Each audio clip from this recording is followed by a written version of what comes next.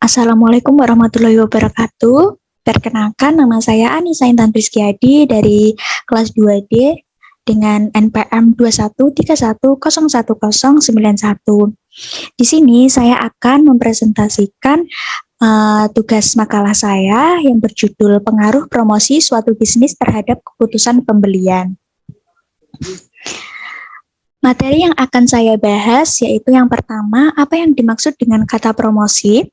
Yang kedua, bagaimana keputusan pembelian jika promosi sudah diberlakukan. Yang ketiga, bagaimana pengaruh advertising, sales promotion, dan personal selling terhadap keputusan pembelian. Yang keempat, apa alternatif dari strategi pemasaran. Lalu kita ke materi yang pertama, yaitu apa yang dimaksud dengan kata promosi. Menurut Ciptono, promosi merupakan elemen bauran pemasaran yang berfokus pada upaya menginformasikan, membujuk, dan mengingatkan kembali konsumen akan merek dan produk perusahaan. Sedangkan menurut Bukhari dan Saladin dalam Arisatmika Diatma, promosi adalah salah satu unsur dalam bauran pemasaran perusahaan yang didayagunakan untuk memberitahukan, membujuk, dan mengingatkan tentang produk perusahaan. Berdasarkan penjelasan tadi, dapat ditarik kesimpulan bahwa promosi merupakan kegiatan yang sangat penting dalam memasarkan produk atau jasa sehingga dapat menarik untuk membeli produk tersebut. Kegiatan promosi harus dirancang semenarik mungkin dan informasi yang disampaikan harus mudah dimengerti oleh masyarakat agar orang yang membacanya dapat tertarik dan mudah dimengerti. Ciptono mengaparkan pada umumnya kegiatan promosi harus berdasarkan pada tujuan sebagai berikut. Nah, yang pertama, menginformasikan kegiatan promosi yang bertujuan untuk berusaha menginformasikan konsumen akan merek atau produk tertentu, baik itu produk maupun merek baru, atau produk dan merek yang sudah lama, tetapi belum luas terdengar oleh konsumen. Yang kedua, membujuk kegiatan promosi yang bersifat membujuk dan mendorong konsumen untuk melakukan pembelian atas produk yang ditawarkan. Perusahaan lebih mengutamakan penciptaan kesan positif pada konsumen agar promosi dapat berpengaruh terhadap perilaku pembelian dalam waktu yang lama. Yang ketiga, mengingatkan kegiatan promosi yang bersifat mengingatkan ini dilakukan untuk mempertahankan merek produk di hati masyarakat dan mempertahankan pembeli yang akan melakukan transaksi pembelian secara terus-menerus. Lalu promosi pada hakikatnya adalah suatu bentuk komunikasi pemasaran yang bertujuan untuk mendorong permintaan. Akbar et al. 2017 menyatakan terdapat beberapa aktivitas bauran promosi, diantaranya 1. Advertising, yaitu suatu kegiatan yang dilakukan melalui berbagai media kepada masyarakat luas dan bertujuan membuat calon konsumen menggunakan barang atau jasa yang dilakukan atau menggunakan barang atau jasa yang diiklankan. Dalam periklanan terdapat instrumen pendukung yaitu celebrity endorser yang didefinisikan sebagai individu yang terkenal oleh publik atas prestasinya selain daripada produk yang didukungnya. Lalu mengungkap sejumlah fungsi dari periklanan, diantaranya yaitu informing, memberi informasi, yaitu periklanan membuat konsumen sadar akan merek baru, mendidik mereka berbagai fitur dan memanfaatkan merek, serta memfasilitasi penciptaan citra merek yang positif. Yang kedua, persuading atau mempersuasi, yaitu iklan yang efektif akan mampu mempersuasi atau membujuk pelanggan untuk mencoba produk dan jasa yang diiklankan. Yang ketiga, reminding atau mengingatkan, yaitu menjaga agar merek perusahaan tetap segar dalam ingatan konsumen. Lalu yang keempat, adding value, yaitu memberikan nilai tambah, mempengaruhi persepsi konsumen terhadap merek, di mana periklanan yang efektif menyebabkan merek dipandang lebih bergaya dan lebih unggul dari tawaran persaing. Yang kedua yaitu sales promotion, yaitu metode promosi dengan menggunakan alat peraga dan promo khusus agar konsumen tertarik dengan produk yang ditawarkan. Tujuan sales promotion ini adalah untuk menarik para pembeli baru, membeli hadiah atau penghargaan kepada para konsumen atau pelanggan lama, dan mengingatkan volume penjualan dalam rangka memperluas pasar. Lalu yang ketiga, personal selling, yaitu bentuk penjualan yang dilakukan langsung dengan bertatap muka dengan konsumen untuk memperkenalkan suatu produk. Coulter dan Armstrong 2001-200 dalam Dewi dan Putri 2018 mengungkapkan bahwa personal selling melibatkan komunikasi dua arah yang lebih pribadi antara tenaga penjual dengan pelanggan perorangan. Dan wujudnya bisa berupa tatap muka, pembicaraan lewat telepon, konferensi video, dan lain-lain. 4 indikator personal selling yaitu performa tenaga penjual, penyampaian informasi kepada konsumen, keakraban tenaga penjual dengan konsumen, dan kecepatan tanggap personal. Lalu pada materi yang kedua yaitu bagaimana keputusan pembelian jika promosi sudah diberlakukan. Keputusan pembelian adalah tahap proses pengambilan keputusan sampai konsumen benar-benar membeli produk. Menurut Coulter 2004 dalam Nur Hayati 2017, keputusan pembelian adalah tindakan dari konsumen untuk mau membeli atau tidak terhadap suatu produk. Konsumen selalu mempertimbangkan melalui beberapa tahap terlebih dahulu, yaitu yang pertama, pengenalan kebutuhan. Tahapan pertama, proses keputusan pembelian di mana konsumen menyadari suatu masalah atau kebutuhan. Yang kedua, pencarian informasi, yaitu tahap proses keputusan pembelian di mana konsumen ingin mencari informasi lebih banyak. Lalu yang ketiga, evaluasi alternatif, yaitu tahap proses keputusan pembelian di mana konsumen menggunakan informasi untuk mengevaluasi merek alternatif dalam sekelompok pilihan. Yang keempat, keputusan pembelian, yaitu keputusan untuk membeli merek mana yang akan dibelinya. Lalu yang kelima, perilaku pasca pembelian, yaitu konsumen mengambil tindakan selanjutnya setelah proses pembelian berdasarkan kepuasan mereka atau ketidakpuasan mereka. Martini 2015 mengungkapkan bahwa terdapat indikator dalam mengukur keputusan pembelian, yaitu sebagai berikut. Yang pertama, kebutuhan dan keinginan akan suatu produk. Yang kedua, keinginan untuk mencoba. Lalu yang ketiga, kemantapan pada suatu produk. Lalu, pada materi yang ketiga, yaitu bagaimana pengaruh advertising, sales promotion, dan personal selling terhadap keputusan pembelian. Ilmu pemasaran berawal dari upaya untuk menelaah atau menganalisis aliran barang atau jasa dari produsen menuju ke tangan konsumen akhir dapat berjalan dengan baik, efisien, dan efektif. Ilmu ini merupakan salah satu bidang ilmu kumpulan pengetahuan dan pengalaman yang disusun secara sistematis dan dapat diterima sebagai suatu kebenaran yang bersifat universal. Ciptono 2015 menyatakan bahwa pemasaran adalah serangkaian aktivitas yang dilakukan perusahaan untuk menstimulasi permintaan atas produk dan jasanya dan memastikan bahwa produk yang dijual dan disampaikan kepada para pelanggan.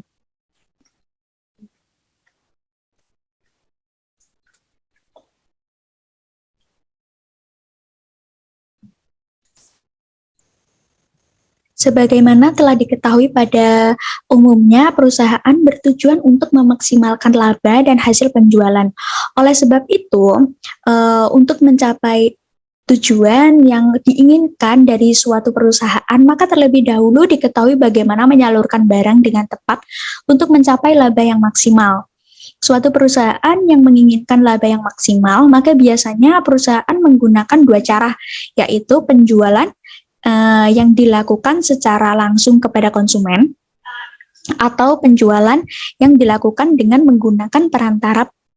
Yang pertama, setiap perusahaan yang memproduksi barang ataupun jasa, maka perusahaan secara langsung mengadakan penjualan produknya pada pasar atau konsumen tanpa melalui perantara.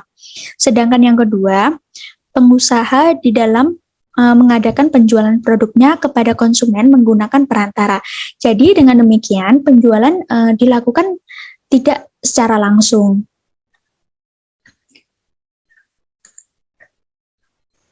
Pemasaran bertujuan untuk memberikan kepuasan terhadap keinginan dan kebutuhan untuk konsumen serta mendatangkan keuntungan bagi perusahaan. Dalam mengatur kegiatan bisnisnya, pemasaran memerlukan sejumlah upaya demi melancarkan tujuan pemasaran yang telah dirancang. Oleh karena itu, diperlukan pengolah tentang pemasaran, yaitu manajemen pemasaran. Yang pertama, pengaruh advertising terhadap keputusan pembelian. Penelitian dilakukan oleh pengaruh advertising terhadap keputusan pembelian. Penelitian dilakukan oleh Abdullah 2016 mengenai the impact of promotional mix element on consumers purchasing destination. Penelitian ini menyebarkan kuesioner kepada 100 orang responden secara acak. Hasil dari penelitian menunjukkan bahwa elemen bauran promosi berpengaruh signifikan terhadap keputusan pembelian konsumen. Selain dari hasil tersebut, terdapat hasil menunjukkan bahwa advertising adalah elemen bauran promosi yang paling berpengaruh terhadap keputusan pembelian konsumen. Yang kedua yaitu pengaruh sales promotion terhadap keputusan pembelian. Penelitian dilakukan oleh Doresa dan Basuki 2017 mengenai pengaruh personal selling dan sales promotion terhadap keputusan pembelian produk. Penelitian ini menyebarkan kuesioner kepada 71 orang responden dengan teknik pengambilan sampel, yaitu non-probability sampling. Hasil dari penelitian menyatakan bahwa sales promotion berpengaruh signifikan terhadap keputusan pembelian. Lalu yang ketiga, pengaruh personal selling terhadap keputusan pembelian. Penelitian dilakukan oleh Wahyuni dan Widaningsih 2017 mengenai pengaruh promosi personal selling dan direct marketing terhadap keputusan pembelian produk tersebut. Penelitian ini menyebarkan kuesioner kepada 100 orang responden secara acak. Hasil dari penelitian menunjukkan bahwa promosi personal selling berpengaruh signifikan terhadap keputusan pembelian. Jadi pada kesimpulannya bahwa dari ketiga pengaruh ini yang paling berpengaruh adalah advertising. Lalu pada materi yang keempat, yaitu apa alternatif dari strategi pemasaran. Alternatif strategi adalah beberapa macam strategi yang ditawarkan bersangkutan dengan strategi tingkat perusahaan atau bisnis. Ada 4 strategi utama, yaitu stabilitas, ekspansi, penciutan, atau kombinasi. Lalu saya akan menjelaskan strategi stabilitas itu seperti apa. Jadi strategi stabilitas adalah strategi yang dilakukan perusahaan apabila perusahaan tetap melayani masyarakat dalam produk atau jasa, sektor pasar, dan sektor fungsi yang serupa sebagai yang ditetapkan dalam batasan bisnisnya. Lalu keputusan strategi utamanya difokuskan pada penambahan perbaikan pelaksanaan fungsinya. Lalu saya akan menjelaskan juga strategi ekspansi itu seperti apa. Jadi, strategi ekspansi adalah strategi yang dilakukan perusahaan apabila perusahaan melayani masyarakat dalam sektor produk atau jasa tambahan atau menambahkan pasar atau fungsi pada batasan bisnis mereka. Lalu, perusahaan memfokuskan keputusan strateginya pada peningkatan ukurannya dalam langkah kegiatan dan batasan bisnis yang sekarang. Lalu yang ketiga yaitu strategi pensiutan. Strategi pensiutan dilakukan oleh perusahaan apabila perusahaan melakukan dikuranginya lini produk atau jasa, pasar, dan fungsi mereka. Lalu perusahaan memusatkan keputusan strateginya pada peningkatan fungsional melalui pengurangan kegiatan dalam unit-unit yang mempunyai arus kas yang negatif. Lalu yang keempat yaitu strategi kombinasi. Strategi kombinasi yang diterapkan oleh perusahaan apabila keputusan strategi pokoknya difokuskan pada berbagai strategi besar secara sadar, stabilitas, perluasan, dan pensiutan pada waktu yang sama secara simultan. Yang lalu, perusahaan merencanakan menggunakan beberapa strategi besar yang berbeda pada masa mendatang atau secara bertahap. Berdasarkan isu-isu strategis, dapat dikembangkan isu-isu kombinasi yang paling berpengaruh sebagai berikut, yaitu strategi atau SO. Strategi ini dibuat berdasarkan lembaga, yaitu dengan memanfaatkan seluruh kekuatan untuk merebut dan memanfaatkan peluang sebesar-besarnya. Lalu yang kedua yaitu strategi. Strategi ini adalah strategi dalam menggunakan kekuatan yang dimiliki untuk mengatasi dan menghindari ancaman-ancaman dari pesaing. Lalu yang ketiga yaitu strategi WO. Strategi ini adalah strategi dalam menyikapi dan mengurangi kelemahan dengan memanfaatkan peluang yang ada. Lalu yang keempat, strategi WT. Strategi ini adalah strategi yang menyikapi dan mengurangi kelemahan yang ada guna menghindari potensi ancaman yang ada.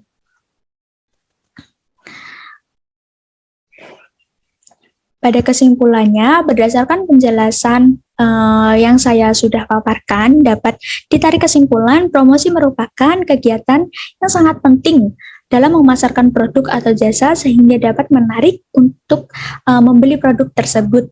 Kegiatan promosi harus dirancang semenarik mungkin dan informasi yang disampaikan harus mudah dimengerti oleh masyarakat agar orang yang membacanya dapat tertarik dan mudah dimengerti. Aktivitas promosi yang paling mudah dilakukan yaitu advertising, dan yang paling berpengaruh yaitu advertising. Keputusan pembelian adalah tindakan dari konsumen untuk mau membeli atau tidak terhadap suatu produk yang sudah dijual oleh perusahaan. Sekian presentasi dari saya. Jika ada kurangnya saya mohon maaf. Wassalamualaikum warahmatullahi wabarakatuh.